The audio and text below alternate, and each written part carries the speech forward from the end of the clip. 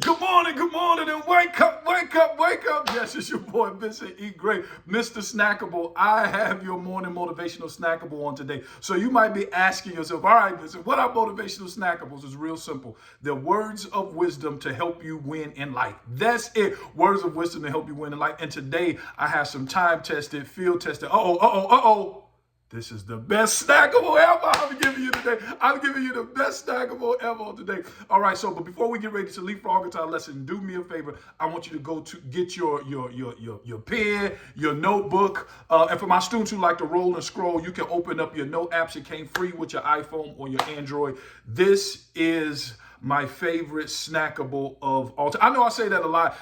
I give you the disclaimer, but I'm telling you, I want you to share this with everybody. I want you to do all of that YouTube stuff. I mean, I send this out to 20 people.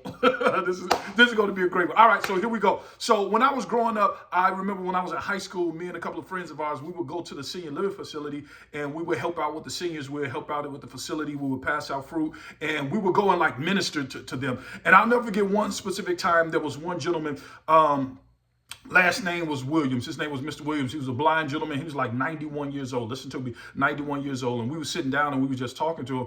And I'll never forget, he said his greatest regret in life is not what he did, but what he never reached for. Woo! Listen to me. Listen to what he said. I want you to listen to Mr. Williams. Mr. Williams, 91 years old. This is over 30-something years ago.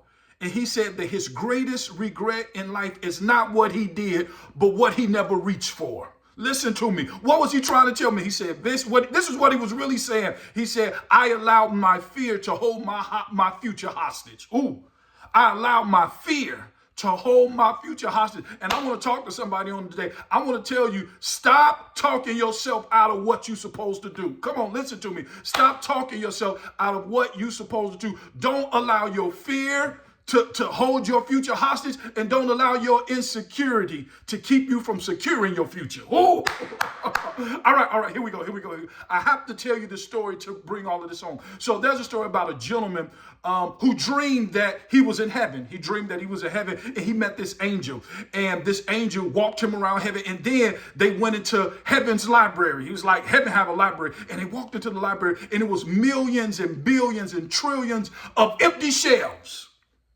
Empty shelves. So the gentleman, he's trying to talk to the angel. The angel says nothing. Then they walk past one shelf that had 3 books. And the gentleman, he looked at the angel. He said, angel, he said, why does this shelf have 3 books? And now the angel started talking. And the angel said, those 3 books are your books. Ooh.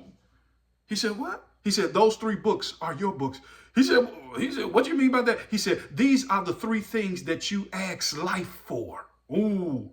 3 things that you ask life for, you ask God for. He said the first book that you asked God for, he said you always told him and you always prayed that you wanted a $15 million mansion that was 40,000 square feet that looked over the ocean. He said, yes. He said, there it is right there. See, I'm getting teary-eyed because I like this story. He said, there it is right there. He said, I never did get it. He said, that's not my problem. He said, I specifically brought this book to the shelf. He said, okay, what's the second book? He said, the second book, you said you wanted to start an organization that paid for students to go to college for free and provide housing and tuition and pay for the books. He said, that prayer request is right there. I specifically put it on the shelf. The young man said, yes, I did pray for that. I always wanted that. He said, and they go to the third book. He said, I never had 3 requests. He said, you just prayed for this one last night. He said, oh, yeah. He said, and the third request is, you said you wanted to be a part of a foundation or start a foundation that paid for the homeless, that provided food, clothing, shelter, and also mental health for the homeless. He said, yeah, I did. He said, there it goes right there. All 3 of those things that you prayed for, I put it right there on the shelf. He said, well, what happened? He said, do you really want to know? He said, what's up with this? He said, I want you to know these are your unclaimed dreams. Everything you ask God for, I put it on the shelf specifically, but you never took the time to reach up and grab them. Whoa. You never took the time to reach up and grab them. You know, when you go to the library, you reach for the book and you check it out. See, the thing about it is your problem, this is your problem. You knew how to dream, but you never knew how to decide. Ooh, you knew how to ask, but you never knew how to reach up and grab it. I want to tell somebody today, everything that you want is already on the shelf of life. I want a better relationship with my children. It's on the shelf of life. I want a better job. It's on the shelf of life. I want to buy a house. It's on the shelf of life. Everything that you want is on the shelf of life. You just have to reach up and grab it. And I told you what the gentleman, he said, his greatest regret in life is not what he did, but what he never reached for. I need you to reach for it today. Come on. Les Brown said, reach for the stars. If you don't hit the stars, you at least fall on the moon. I need you to reach for, that's the word for the day, reach up and grab it. Yep, because everything that you want is already on the shelf of life. Stop talking yourself out of it, saying I'm not ready. No, you are ready. You don't need no sign. You are the sign. And so this is what I want to ask you. I want to ask you one simple question. We're about to get ready to land this plane. Will you be the person who is always talking about your dreams, or will you be the person who live your dreams?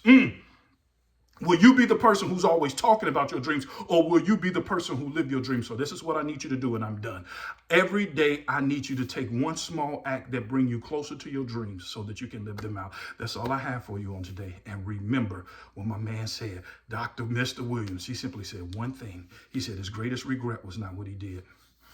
He said his greatest regret is not what he reached for. I want you to reach for your dreams today. That's all I have for you on today. My name is Mr. Gray, Mr. Snackable. Go do me a favor. Go change the world. See you tomorrow.